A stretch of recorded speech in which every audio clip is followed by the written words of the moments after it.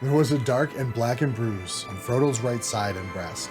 Under the mail there was a shirt of soft leather, but at one point the rings had been driven through it into the flesh. Frodo's left side was also scored and bruised, where he had been hurled against the wall. While the others set the food ready, Aragorn bathed the hurts with water in which Athelas was steeped. The pungent fragrance filled the dell, and all those who stooped over the steaming water felt refreshed and strengthened.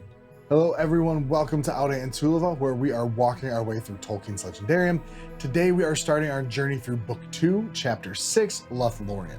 Don't forget to like and subscribe, check out a couple of my favorite covers at different price points in the description below, or join the channel membership to get early access to videos and member-only community posts if you like what we're doing here and would like to help support the channel. All right, let's dive in. We start with Aragorn reminding us of the words he spoke before they entered Moria. Did I not say to you, if you pass the doors of Moria, beware?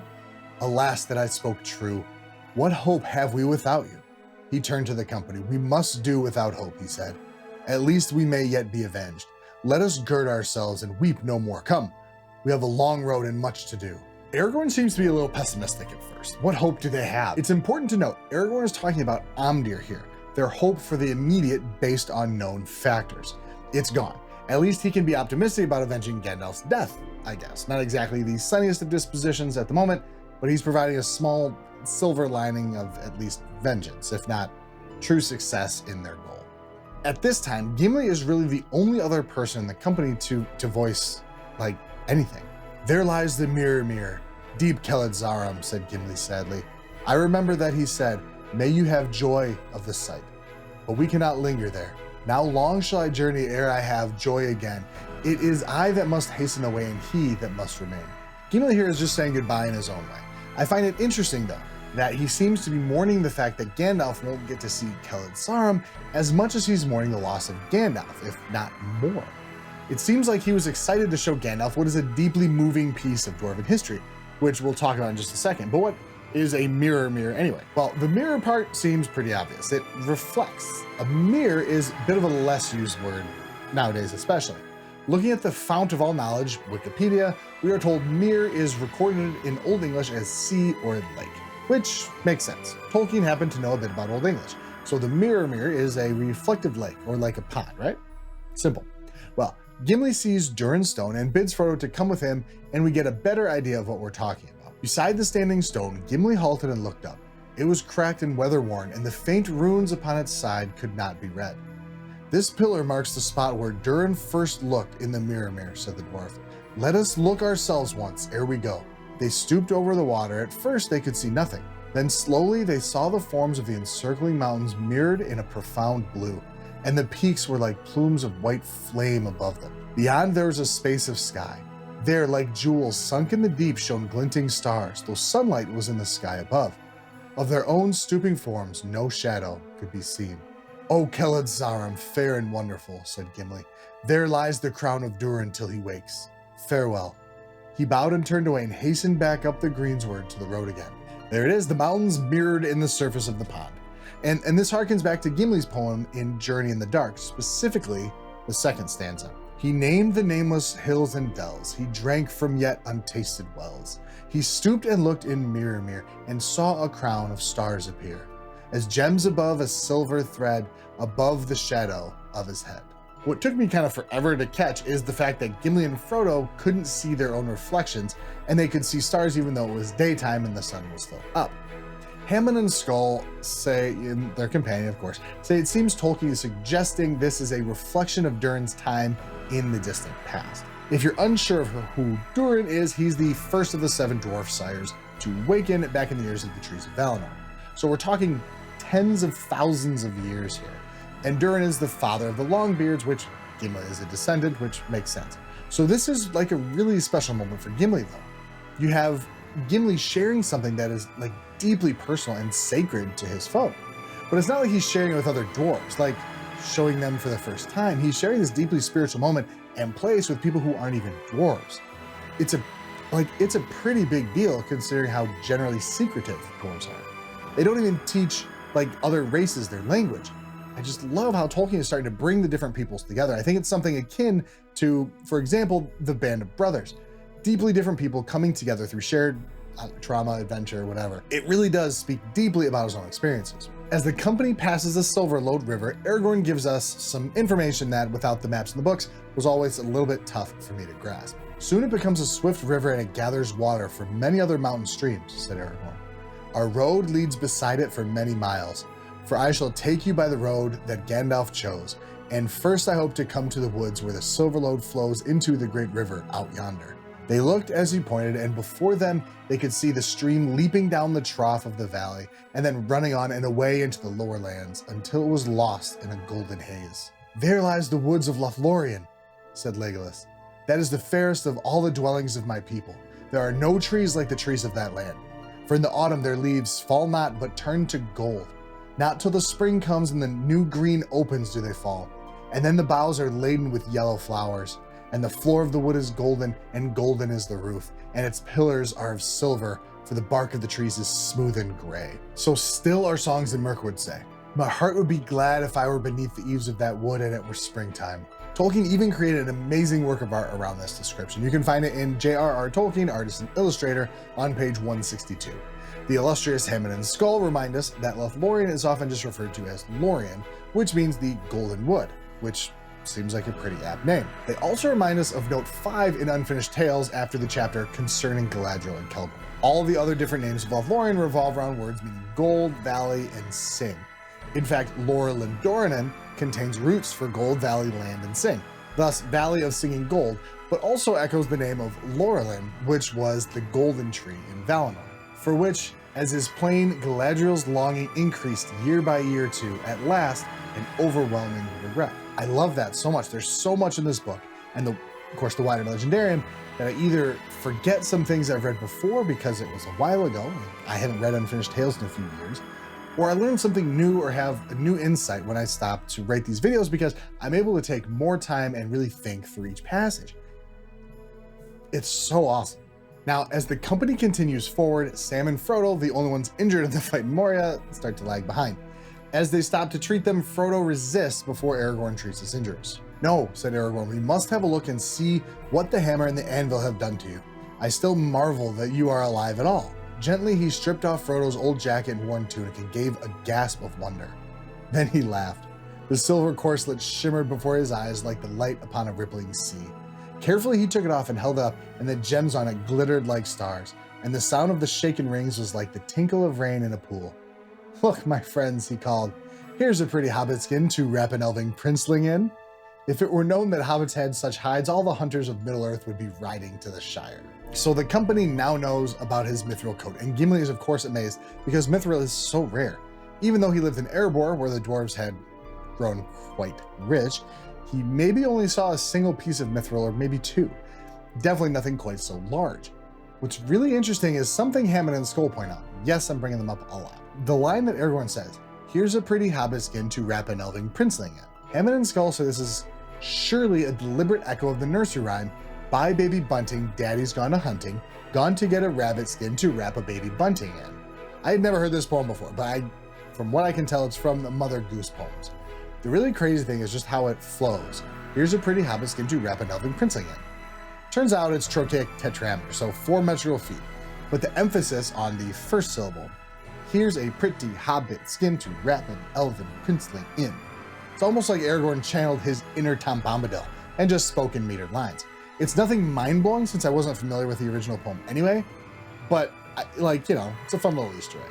But after all of that, turns out Frodo is none the worse for wear. There was a dark and blackened bruise on Frodo's right side and breast. Under the mail, there was a shirt of soft leather, but at one point the rings had been driven through it into the flesh. Frodo's left side was also scored and bruised, where he had been hurled against the wall. While the others set the food ready, Aragorn bathed the hurts with water in which Athelas was steeped. The pungent fragrance filled the dell, and all those who stooped over the steaming water felt refreshed and strengthened. Soon, Frodo felt the pain leave him, and his breath grew easy, though he was stiff and sore to the touch for many days. Aragorn bound some soft pads of cloth at his side. Frodo has some padding and Athelas, and he's right as rain. But this is the second mention of Athelas in this chapter alone, and the third so far in the book. As Adam Neely, musician YouTuber, says, repetition legitimizes. Repetition legitimizes. Or have you ever been in class and the professor says something, then says it again and says, If I say something twice, it's probably important. So that everyone in class starts scribbling furiously down what he just said, to write down what he just said. I feel like that's what Tolkien is doing here. Now, we won't hear more about Athelas until Return of the King, unless I'm mistaken, but Aragorn even says when he's bathing Sam's wound that he has the Athelas left over from Weathertop, which is where Athelas helped Frodo after a confrontation with a Nazgul. So maybe you'll see where I'm going with this. It's a pretty not so subtle way for Tolkien to foreshadow the importance of Athelas in curing the Black Breath. Of course, first-time readers won't get it, but I've read the book some, 20-odd times, and I'm just catching on to this. And now, as Aragorn mentioned, they're working their way to Lothlorien. Legolas and Aragorn are quite excited about it. Aragorn starts to lead the way. He stepped forward, but Boromir stood irresolute and did not move. "Is there no other way?" he said. "What other fairer way would you desire?" said Aragorn. "A plain road, though it led through a hedge of swords," said Boromir. "By strange paths has this company been led, and so far to evil fortune. Against my will we passed under the shades of Moria to our loss, and now we must enter the Golden Wood, you say. But of that perilous land we have heard in Gondor, and it is said that few come out who once go in, and of that few none have escaped unscathed. Say not unscathed, but if you say unchanged, then maybe you will speak the truth," said Aragorn. "The lore wanes in Gondor, Boromir. If in the city of those who once were wise they now speak evil of Lothlorien, believe what you will, there is no other way for us, unless you would go back to Moria Gate, or scale the pathless mountains, or swim the great river all alone." "Then lead on," said Boromir, "but it is perilous." "Perilous indeed," said Aragorn. "Fair and perilous, but only evil need fear it, or those who bring some evil with them. Follow me." Now, I think this section just kind of shows Boromir's provincial view of things again. Instead of listening to people, mainly Aragorn, who's actually been there, he's fallen back on, call it the fairy stories he's heard as a child, since they haven't really had any interaction with elves in Gondor for a really long time. Before we talk about Aragorn's last line, though, I want to pose a question to you all. When Aragorn essentially says you won't leave Lothlorien unchanged, does he think that because he met Arwen there? Curious what your thoughts, let me know in the comments, but I wonder what the total effect of Lothlorien is to him. How has he been changed other than meeting the love of his life? Maybe it's the place that has restored his Amdir when he goes to rest there. I don't really know, which is why I'm asking all of you. But I want to look at Aragorn's last line here. I will say, I think it's a pretty widely held belief that when Aragorn says this, it's a foreshadowing of Boromir trying to take the ring. Which I used to think that myself. But listening to Corey Olsen go through the book in such a detailed way has given me a different opinion of Boromir. In the Council of Elrond, Boromir, even though he interrupts, he's not particularly rude. In fact, he's actually quite respectful. In the journey from Rivendell to Moria, he accepts he's not the leader, even though he's probably used to being in the lead. He's a general in Gondor, people listen to him. But he defers quite easily to Gandalf and Aragorn and only really speaks up when he feels he really needs to. So I don't think it's pretentious to say only evil need fear Lothlorien of people who bring evil with them. I don't think Boromir has evil intentions. Sure, the ring works on him, but his intentions are good and he redeems himself. I don't think he brings evil with him. I think that might be a hot take, but there you go. Boromir gets a bad rap, and I honestly kind of like him. Moving forward, the company comes to the stream Nimrodel. "Here's Nimrodel," said Legolas. "Of this stream the Sylvan Elves made many songs long ago, and still we sing them in the north, remembering the rainbow on its falls and the golden flowers that floated in its foam. All is dark now, and the bridge of Nimrodel is broken down. I will bathe my feet, for it is said that the water is healing to the weary." He went forward and climbed down the deep cloven bank and stepped into the stream. So, quick reminder, Sylvan Elves are the elves that never crossed the Misty Mountains when all the elves were migrating from east to west. I talk a little more in depth about this in the video here from the Council of Elrond, but remember, the Sylvan Elves are not the elves who saw the light of the trees. They have less power than the Noldor, like Galadriel, which we'll meet in a week or two. As the company crosses the Nimrodel, they sit in silence for a bit. Almost Frodo fancied that he could hear a voice singing, mingled with the sound of the water. "Do you hear the voice of Nimrodel?" asked Legolas. "I will sing you a song of the maiden Nimrodel, who bore the same name as the stream beside which she lived long ago. It is a fair song in our woodland tongue, but this is how it runs in the Westron speech, as some in Rivendell now sing it." In a soft voice, hardly to be heard amid the rustle of the leaves above them, he began. "An elven maid there was of old, a shining star by day. Her mantle white was hemmed with gold, her shoes of silver gray. A star was bound upon her brows, a light was on her hair, as sun upon the golden boughs in Lorien the fair. Her hair was long, her limbs were white, and fair she was and free. And in the wind she went as light as leaf on linden tree. Beside the falls of Nimrodel, by water clean and cool, her voice as falling silver fell into the shining pool. Where now she wanders none can tell, in sunlight or in shade, for lost of yore was Nimrodel, and in the mountains strayed. The elven ships in haven gray, beneath the mountain lee, awaited her for many a day beside the roaring sea. A wind by night in northern lands arose and loud it cried, and drove the ship from elven strands across the streaming tide.